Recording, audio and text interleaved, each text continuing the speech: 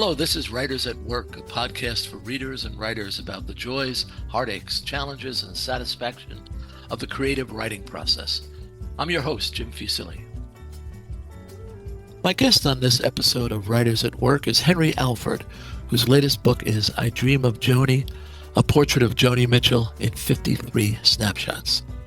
You may know Henry's work in The New Yorker, for whom he's written for a good long while, or his contributions to Vanity Fair, The New York Times, and Spy magazine. You can find a collection of his early essays in Municipal Bondage, published in 1994, often writing about the absurd, including absurdities he's cooked up.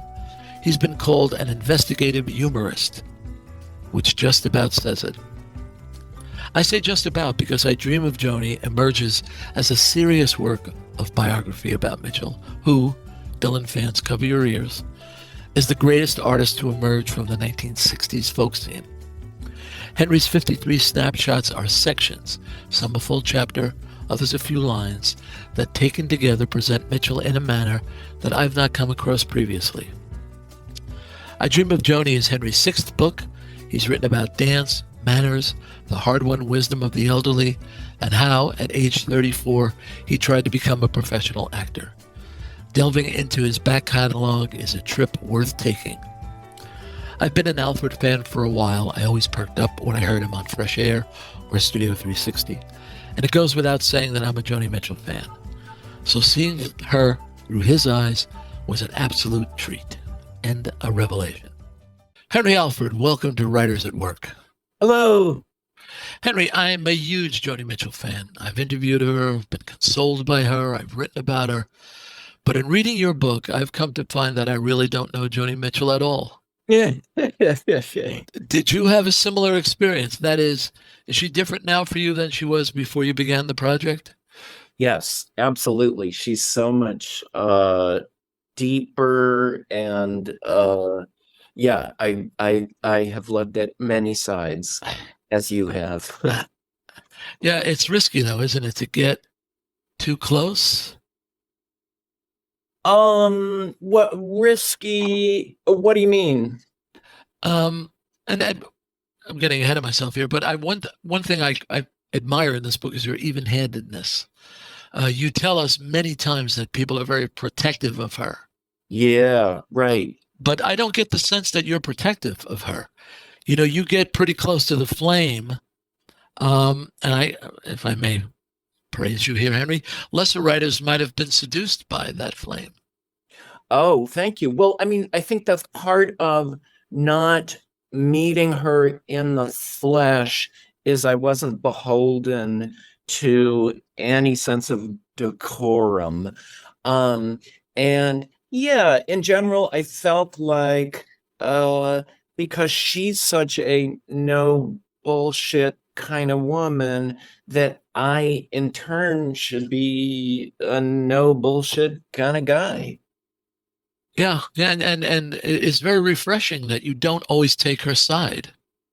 Oh, good. I'm glad. Yeah, no, it's obviously it's a tricky business because she is so adored by so many people, and because she has been so elusive with the press over the years, that I think the fan base has really cultivated this very strong idea of who she is, and it's based on mostly on the album Blue, and it's an image of her that is not quite accurate.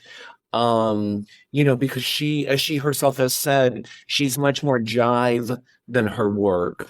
And so, yeah, as an author, I did feel a lot of trepidation about shining a light on certain parts of her life because I didn't want to piss her fan base off. Yeah, but well, let have you? I have not. I did not have. So far, I fortunately have not. I was thinking that most of the stories of her romances I've heard about through the point of view of the man. Right. And that's the two things that she's very she doesn't like to be written about, obviously. The two things she's very particular about is she doesn't want you to write about the boyfriends, and she doesn't like to be compared to other people, to other performers. And those are both, two of my gambits as an author. So yeah, so I knew going into it that if she does indeed ever read this book, it's not going to sit well with her. But again, I'm holding her up as this icon of authenticity, of self-exposure, and it just would seem weird not to treat her, not to go full bore, given that that's what I'm lionizing her for. Right. I think, based on my limited experience with her, she would know right away if you pulled your punches. Yeah, definitely. Um, yeah, I think she would, and wouldn't take to it kindly. That's one of those dichotomies. She doesn't want to be written about in a certain way, but if you didn't, she wouldn't respect it. Right, exactly. Yeah. Um, the dichotomy, contradictions. As you point out, she's so full of contradictions. And you write fairly late in the book, it's not my interest to try to resolve these contradictions, and it may not be possible. I just want to spill them out on the table and watch them sparkle in the light. You've done that, I think, right? Oh, thank you. I hope so. No, that's why it was so incredibly fun to write about because, this idea that she's a feminist icon who regularly badmouths feminism, or, she's a world-class musician who thinks of herself as a painter.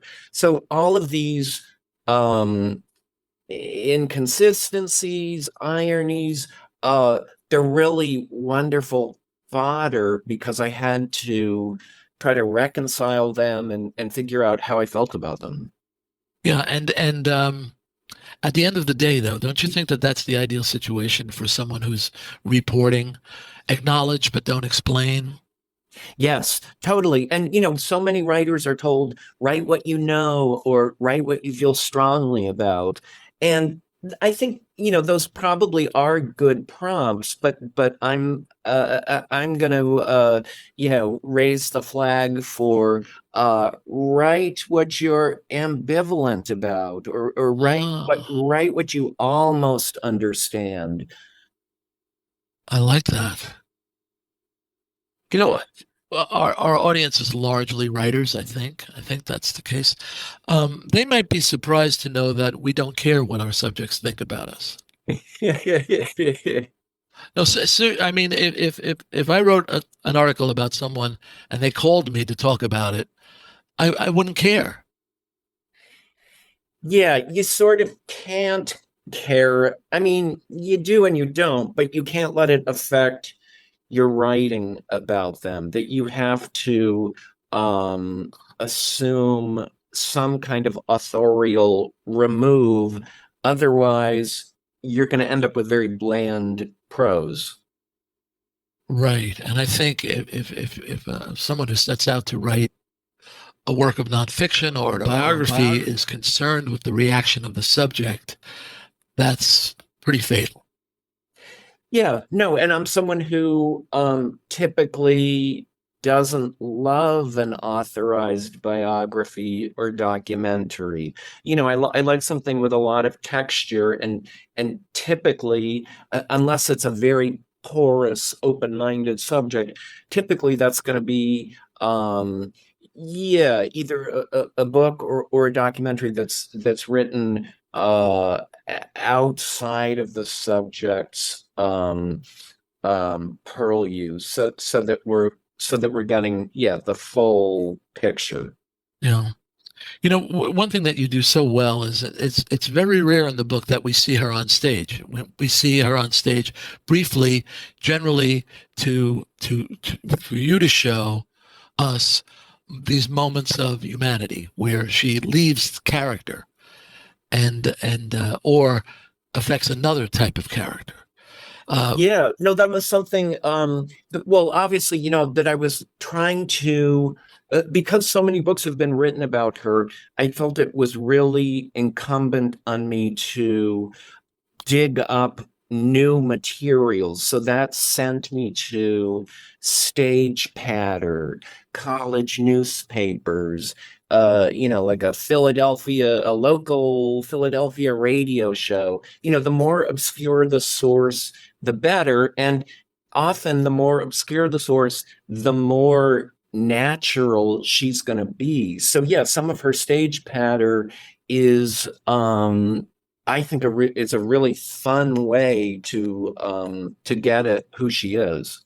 Well, and we're more likely to see her at home doing rather ordinary things. And I think this is one of the wonderful things you get across is home is so important to her. Yeah, no, she is a real homemaker, and she's really touted by all of her friends for just making really cozy, lovely environments.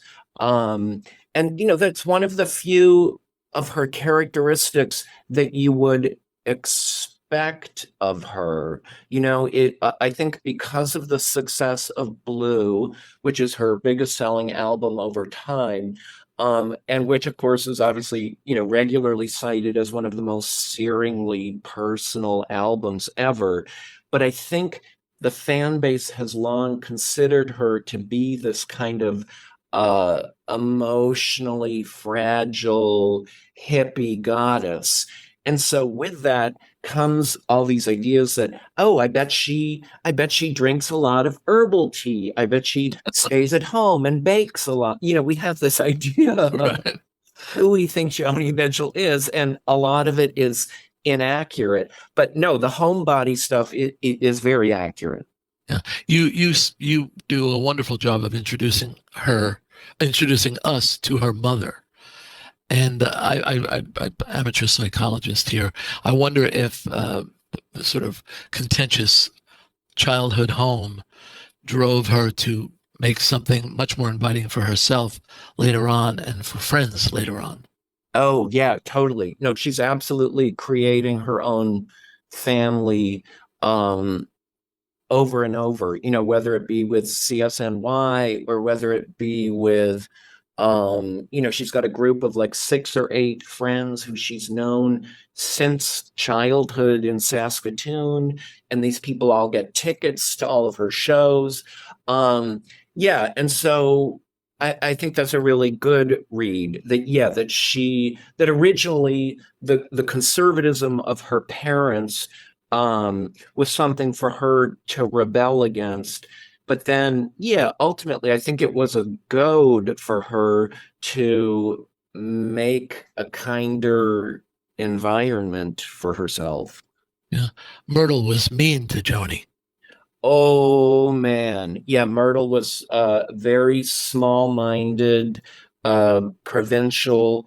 Um, but there is a nice sort of character change about halfway through the book where we see that, yes, though Myrtle had been very disapproving all Joni's childhood, that ultimately she was one of Joni's biggest fans, that Myrtle was, always in touch with Joni's office, and she kept a very exhaustive scrapbook of every Joni appearance.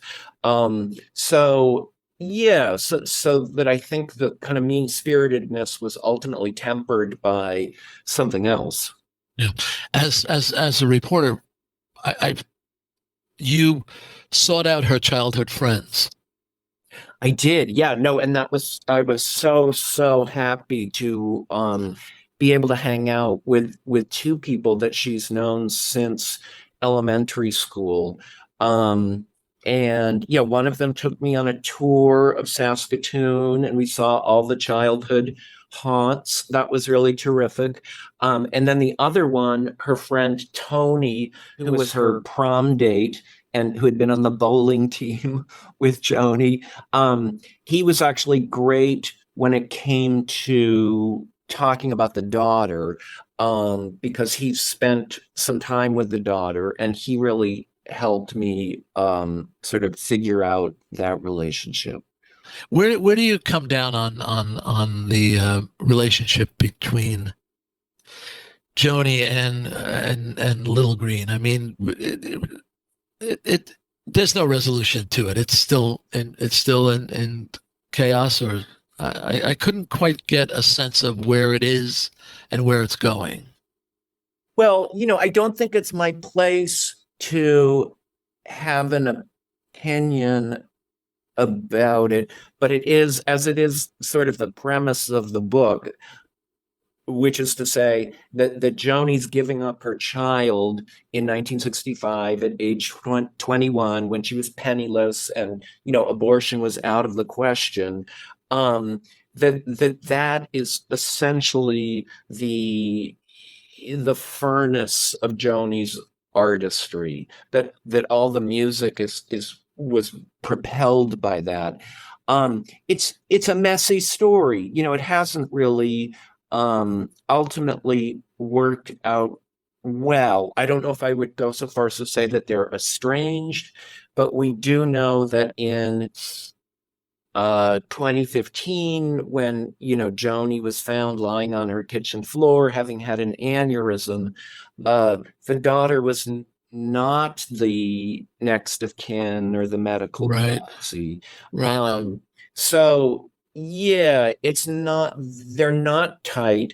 I think the little bit of sunshine in that storyline is that Joni loves the two grandchildren. So that's really fortunate. But yeah, no, I did spend about a month working on this book where I thought, oh God, what have I set myself up for? I'm following this story of her having given up the child and how it helped create all this beautiful music, and then the mother-daughter relationship doesn't really work out. So is that a letdown to readers? But I don't think it is, because the Joni Mitchell story is not a story about someone who desperately wanted to have a kid, was forced to give the kid up, and then became a world-class musician. It's a story of someone who desperately wanted to be an artist. She thought a painter at first, but then the music took over, and then who happened to have a child, who had to give the child up, and then emerged one of the most beloved and celebrated and influential musicians of all time. So it does. I mean, not that every book needs a happy ending. No. But yeah. That was the only point in the book where I felt the need to speak up on Joni's behalf, because that sacrifice gave her daughter the good life that she had. Yeah, right. And I think Little Green tells us that it was not, something she did lightly. Exactly. And moreover, I think we have to put ourselves in Little Green's position, that she doesn't find out she was adopted until she gets pregnant in her 20s. So that's the first part of the rug is pulled out from under her. Then she tracks down her birth mother, and she finds out, oh my God, my birth mother is a celebrity. And then she finds out more about the celebrity who she doesn't know much about. And it's, oh my God, it's a celebrity who's always singing about being free, being free, being free. Right. I mean, that's got to be really weird. I bet. Do you know Robertson Davies' work? I do, yeah. Yeah. It struck me as a very Robertson Davies thing that relationship is not going to be resolved. Oh, Yeah. And so therefore, boy, this is a really narrow-minded way of looking at the world, but it struck me as a very Canadian thing also. How interesting. I never put that together, but that's a really interesting frame to put on it. Yeah. And this, you get into a couple of things here where you don't resolve the issue. One is whether Joni is authentically Joni Mitchell, or whether Joan Anderson has taken on the character of Joni Mitchell. And at one point she says about Bob Dylan that he's a borrowed figure. He's borrowed his image, he's borrowed his music. He's not true to who he actually is. Um, and I couldn't get a sense whether you think there's a layer of artifice to Joni Mitchell, or whether she is actually who she is. I think she is actually who she is. I think if we look at the music, to my mind, she has always followed her intuition and impulse and artistic ideals, with the possible exception of those three records during the 80s, where I do feel like she was trying to fit in. She had made Mangus, she had lost a lot of her fans, and that's the only moment where I feel just a measure of conformity. But other than that, no. I mean, hats off to this woman. She didn't listen to the label heads who said, honey, you got to get a producer to help you produce this stuff. She didn't listen to anyone when they said, don't go into jazz, that's commercial death. So no, I think that's her most salient feature, is this idea of authenticity and just shooting straight from the hip. She is not mincing words. And I think she's lost a lot of fans because of it. I think some people are turned off by that. But from my point of view, I find it just really galvanizing and exciting. No, and regarding the fans she's lost, it's funny whenever I put together a Joni Mitchell mix, I find myself going to late period stuff more than I realize. I think there's so much gold there that people who are still listening to Blue are missing. Yeah, right. You mean the Night Ride Home and Turn Yo, to Go? I love Night Ride Home. What a wonderful Yeah, album. yeah, me too. Well, Yeah. to me, those three records, those two and Taming the Tiger, that's really her return to that singer-songwriter who we love. Whereas the 80s stuff is, she's trying other stuff out. Um, but yeah, I mean, Turbulent Indigo, gorgeous, gorgeous record. Right, right. So anyway, but back to actually the writing. Why did you write the book as 53 Snapshots? I thought that so many musical biographies go through a musician's life album by album. And that always feels sort of like a straitjacket to me. It's not that interesting to me. So I thought that if I took an approach that felt a little bit more like a documentary, which is to say we're jumping around in time and we're dealing in vignettes or scenes, then that is ultimately more the way life is, I guess. Yeah, that life doesn't it doesn't happen all the time chronologically.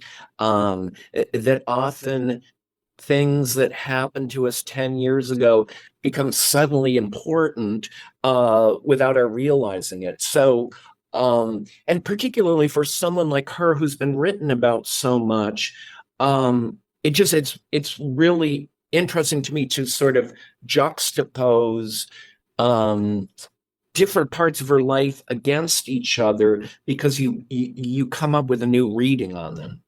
Yeah. Did it flow from the beginning? Did you like your first draft? Uh, I did. The first draft was very baggy, and I got into a thing with the first draft where I kept writing what were chapters that were sort of like shouts and murmurs from the New Yorker. So it got into sort of a speculative kind of humor, and ultimately I realized that uh not only that that stuff didn't work, but that any of these sort of humorous asides in the book are almost like songs in a musical, which is to say, if they don't further psychology or move the plot along, then I had to 86 them because Yeah. they just were in the way. Yeah. You are funny. I guess if you're funny, you're funny. You can't help but be funny. But I think you suppressed your humor quite effectively here, compared to your other work that I've read. Every now and then you'll make a quip, and it because it's not preceded by six other quips. It's really funny. I mean, I wish I can't. I have the book right in front of me. I can't find it. Your description of James Taylor is just hysterical. Oh, bless you. Well, I mean, that was a real tension in writing the book, of course, is that obviously my background is as a humorist, and here I am writing about someone who's not only not perceived as being funny, but who arguably is almost like an icon or a synecdoche for heartbreak and sadness. And so, yeah, that was a little bit of a struggle at first, is just knowing what I could joke about, Right. and picking the right stuff to make fun of. But as you point out, she is funny at times, and in Oh, her she's songs, hilarious. her songs are funny. I mean, God, with the song "Rainy Night," where Leonard Cohen, she's at Leonard Cohen's home. Oh, right. It's hysterical. I mean, there's Well, yeah, it's the least. I mean, it's a song that's almost like a dirge. I think we're in D minor. It's a song that ends with choral keening. So it's the least funny environment in the world. Oh, it's a song about, going to your boyfriend's house. His mother has left you with the father's gun alone. right. It's just dark, dark, dark. And then we get to this line where she says, so the mother's gone to Florida, and the lyric runs, "You called me beautiful. You called your mother. She was very tanned." Right. So just this idea that the mother is so tan that you can hear it over the telephone, that's hilarious to me. Right. And then, but gosh, I'm drawing a blank on the song title, but that song that has Billy Idol and Tom Petty in it. Oh, yeah, right. No, she does. She has some really overtly comic songs, or even The Waitress in The Last Time I Saw Richard, or Right. yeah, there are places where she is, yes, wittingly trying to be comic, but again, I think it's this idea that Blue is such a go-to for most of her fans that really, yeah, we don't think of her as being a comic voice, and that's one of the sub themes or sub goals of the book, as I wanted to claim her as a comic voice, because I think she's not only supremely witty, but she has kind of a provocative sense of humor. That thing about in 2003 she's asked to perform at Milton Berle's 80th birthday party, which, as you can imagine, is an assemblage of many plastic surgery horrors. And Joni gets up on stage and launches into her late career song, "Happiness is the best facelift." Yeah. Yeah, there it is. Um, I at the same time, though, only Joni Mitchell could have written Cherokee Louise, for example. Oh, yeah. Just a really Devastating. heart-rending song, right, about sexual abuse. And Right. Yeah. No, and it's a late career song. A lot of the fans don't know about it, but it's a killer song. Yeah. So what are you working on now, Henry? Um, Mostly I'm just doing stuff around the book. I'm not working on a new one yet. I'm trying to do more stuff for the New Yorker, where mostly I've been doing Talk of the Town and Shouts and Murmurs. Um, and yeah, but I got a couple more weeks of focusing on getting the book into people's hands. Yeah, yeah. Well, they you don't have to be a Joni Mitchell fan to like this book. Oh, bless you. That's really good to hear. And in fact, that was the sort of the directive from the publisher was they said, look, some of us, of course, we know who Joni Mitchell is very well. We know the name, we know what she looks like. We don't really know the music. So write a book for people who don't know the music. And she is interesting enough that you don't need to know the music necessarily, but that was a fun assignment, and it took me to I being a homosexual, know nothing about professional sports, so I read a lot of profiles of athletes ah, and ask myself, okay, why did I read this whole profile? Whereas this other profile, I stopped after the third paragraph, right? That some people, you can write, you can write an article about someone or something that has enough narrative that the reader doesn't need to be vested in the topic. yes, yes.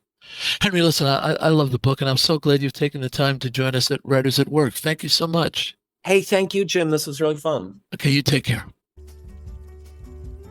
Writers at Work is a production of Bliss Publications. Erin Mitchell is our producer. Music is by Joni Mitchell, performed by Keith Jarrett. For more, see writersaTworkpodcast.com. I'm your host, Jim Fusilli. Until next time, happy reading.